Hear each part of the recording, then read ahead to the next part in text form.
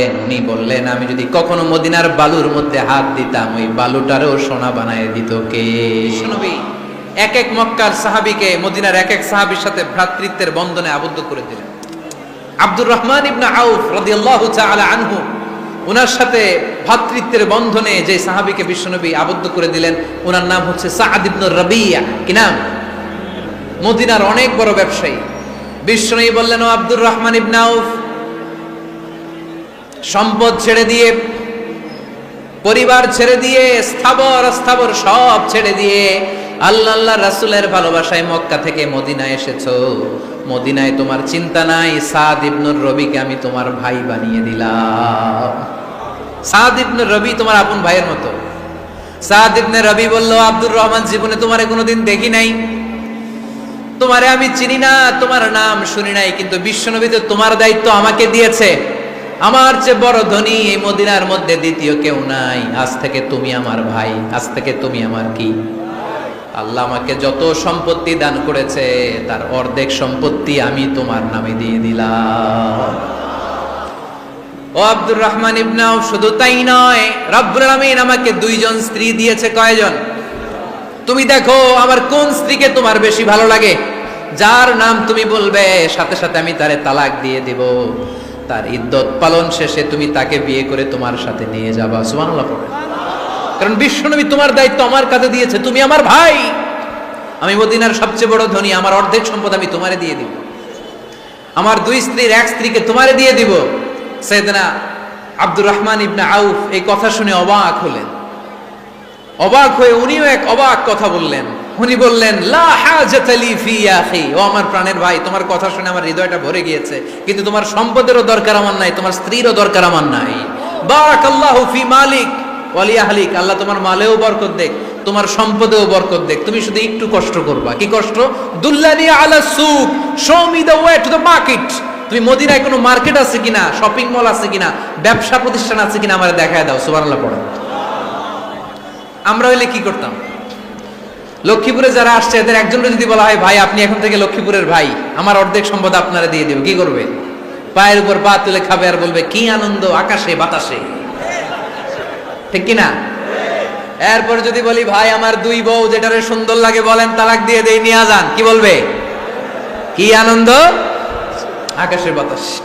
আল্লাহ রাসূলের সাহাবী আব্দুর রহমান ইবনে আউফ বললেন, লা হাজাতা লি ফি, আমার দরকার নেই। দুল্লানি আলা সুক, just show me the way to market, এখানে মার্কেট কই আছে দেখায় দাও। অবাক হয়ে গেলেন সাদ বিন রবি, বললেন, ও আব্দুর রহমান ইবনে আউফ, ঠিক আছে, তুমি যদি নিতে না চাও তোমারে আমি জোর জবরদস্তি করব না। শুনে রাখো, মদিনাতে ইহুদিদের কয়নুকার একটা বাজার আছে।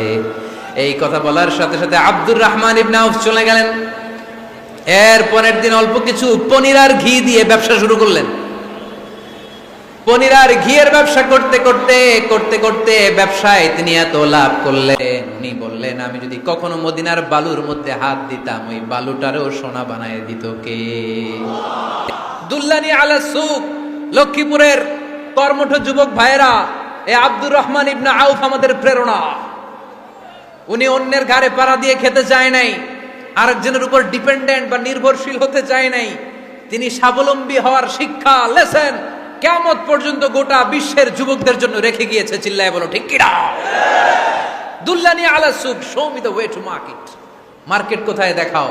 পনির আর ঘি নিয়ে ব্যবসা করতে করতে কয়েক মাসের ব্যবধানে ইতিহাস সাক্ষী সাইয়েদনা আব্দুর রহমান ইবনে আউফ মদিনার বিশাল বড় বিজনেস ম্যাগনেটে পরিণত হয়ে গেলেন। চিল্লায় পড়েন আল্লাহু আকবার। এজন্য ব্যবসার ভিতরে বরকত ঢুকিয়ে দিয়েছে কে?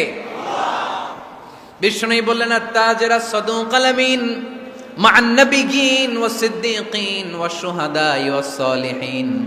আমানতদার ব্যবসায়ী তারা সাধারণ কোনো মানুষ নয়, কিয়ামতের দিন নবীদের সাথে হাসর হয়ে যাবে। আপনারা যারা ব্যবসা করেন, এটা সাধারণ বিষয় নয়। বিষ্ণু ইসলাম নিজেও ব্যবসায়ী ছিলেন।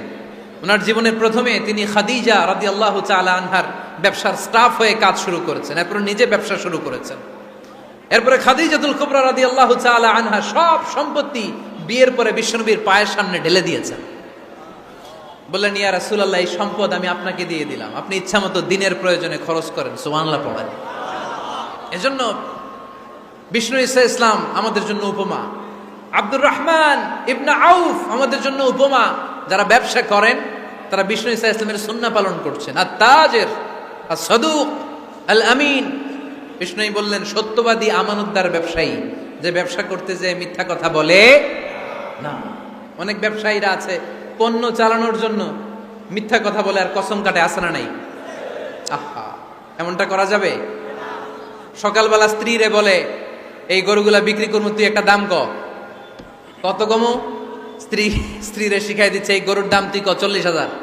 তো বউ বলে ঠিক আছে, দাম কইলাম 40,000। তো এরপরে বাজারে যখন গরু বিক্রি করতে যায়, একজন যখন বলে যে ভাই এটা 30,000 টাকা দিয়ে কিনবো, কয় ভাই আল্লাহর কসম সকালে একজন 40,000 দাম কইছে, আমি দেই নাই। আছে না নাই? কৌশল করে, বউরে শিখাইছে সকালে, কই তুই দাম কর 40,000। তো বাজারে যে সকালে একজন দাম করছে, দাম করে কইছে 40,000 দেই নাই, আপনারা 30,000 কেমনে দেই? এরকম ডাকাইতে আছে না নাই?